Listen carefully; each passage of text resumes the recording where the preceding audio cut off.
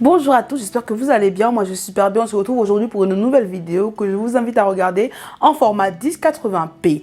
Moi je suis Ariane là pour ceux qui ne me connaissent pas, et avec moi on va partager notre expérience d'étudiant en France, mais surtout comment y parvenir. Comme vous allez pouvoir le voir dans le titre, on va parler des acceptations. C'est la bonne humeur qu'on est accepté, c'est la joie, c'est l'euphorie, mais quel pied d'estal faut-il prendre? Comment se comporter face à cela? Comment prendre la nouvelle en ces temps de Covid? Dans un premier temps, je vais parler de mon acceptation à moi parce que voilà, je suis à Pau, à l'université de Pau et des Pays de la Dour en ce moment.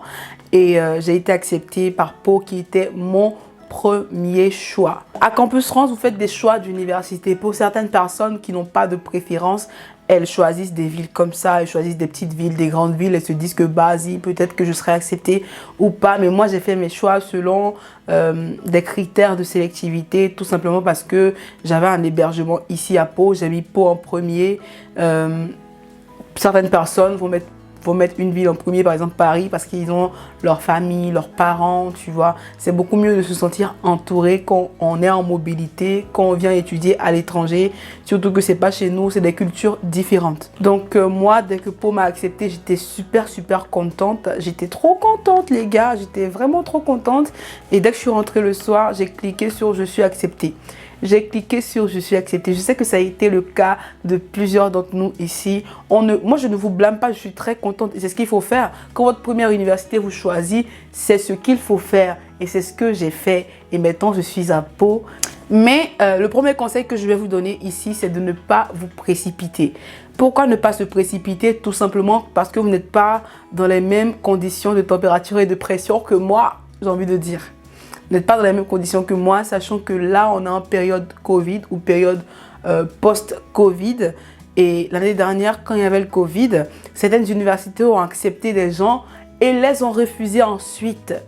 Peut-être que vous ne le savez pas, mais certaines universités ont accepté des personnes et les ont refusées ensuite. La chance que ces personnes ont peut-être pu avoir ou pas, c'est qu'elles n'avaient pas encore confirmé leur choix. Vous savez, une certaine joie qu'on a dans le cœur quand on a 3 acceptations, quand on a 7 acceptations. Donc, il y a des personnes qui sont curieuses. Du coup, quand elles ont une acceptation, elles se disent, bah, vas-y, j'attends. Hein. Sait-on jamais, peut-être que tout le monde va m'accepter. Donc, je vais voir comment ça va se faire quand il y aura tout le vert, quand il y aura marqué accepter, accepter, tout en vert. Donc, il y a des personnes, par curiosité, elles n'acceptent pas directement. Mais ces personnes-là ont été sauvées l'année dernière parce qu'elles n'avaient pas encore confirmé, tu vois. Là, on est seulement en mars ou bien en avril, les gars. Il y a le temps. La procédure Campus France, elle prend beaucoup de mois. Et on est encore dans le temps des entretiens, des réponses. Quand vous avez une réponse là, mettez-la au frais, comme on dit chez nous. Ne vous précipitez pas. C'est ce que je dirais. N'allez pas dans l'émotion, n'allez pas dans l'euphorie pour accepter cette université. On ne sait jamais. Si vous regardez l'actualité en ce moment, vous savez que les cas de Covid ont grimpé en Île-de-France. Du coup, on a décrété d'autres mesures pour cette partie du pays.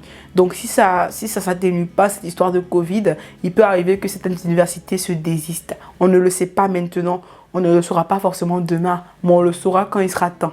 Tu vois ce que je veux dire? Donc, dès lors qu'une université ne t'a pas donné d'ultimatum, parce que j'ai cru entendre que des universités donnaient 3 jours à des personnes pour confirmer leur choix ou pas. Moi, j'ai été choquée d'apprendre ça, mais j'ai jamais été face à cette situation. J'ai jamais eu d'abonné qui m'a dit, Ariane, l'université m'a imposé d'accepter dans 3 jours, tu vois. Je trouve que c'est grotesque. Et ça se fait même pas ici, tu vois.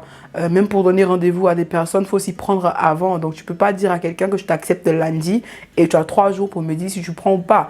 Sachant que la personne, peut-être qu'elle n'était pas sur son espace Campus France et qu'elle va voir la réponse vendredi.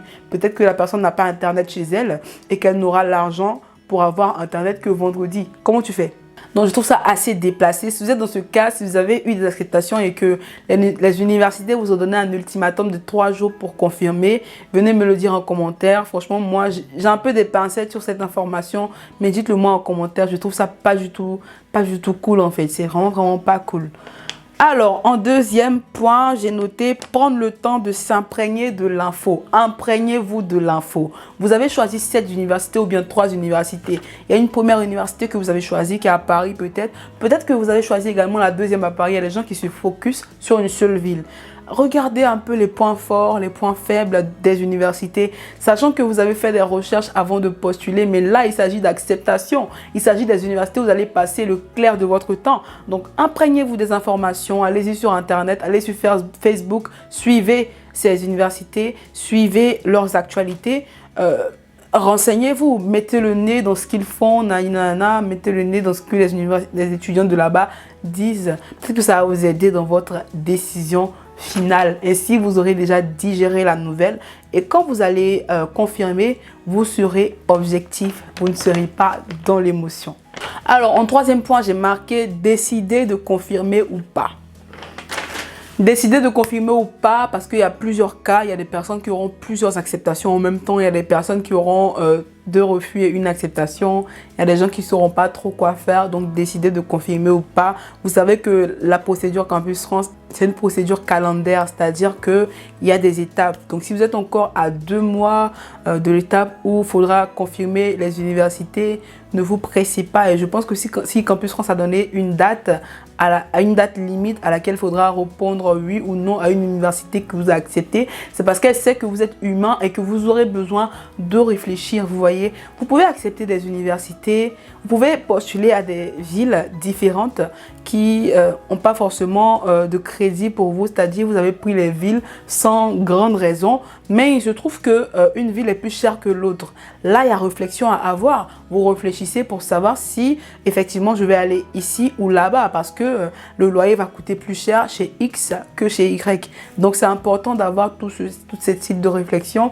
Après l'acceptation également, quand vous avez fini de confirmer ou pas, ce que vous pouvez faire, c'est de commencer à chercher des logements, de commencer à chercher des personnes qui habitent là-bas, de commencer à regrouper, rassembler vos dossiers pour la demande de visa.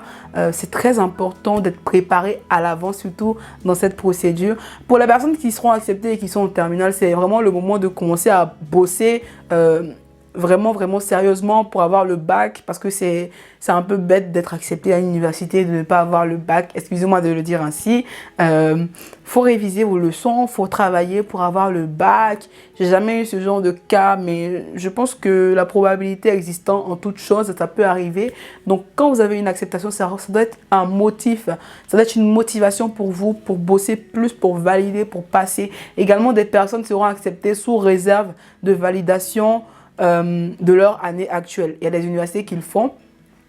Par exemple, tu peux postuler en L3 dans une ville et cette ville-là va t'accepter sous réserve de validation du niveau que tu as actuellement dans ton pays. Ça met un certain stress, mais ça peut également te motiver à travailler et à valider ton année dans laquelle tu es dans ton pays en ce moment. Voilà, j'espère que cette vidéo vous aura plu. Dans cette vidéo-là, je vous parle des recours gracieux pour des personnes qui ont des refus. Si vous ne l'avez pas encore vu, n'hésitez pas à la voir. Abonnez-vous, activez la cloche de notification, partagez mon contenu, mettez-moi un pouce bleu, mais surtout, laissez-moi un commentaire. Venez, on discute en commentaire, venez, on discute sur Instagram, qui est Mademoiselle Ariane pour moi. On se retrouve à bientôt pour une nouvelle vidéo.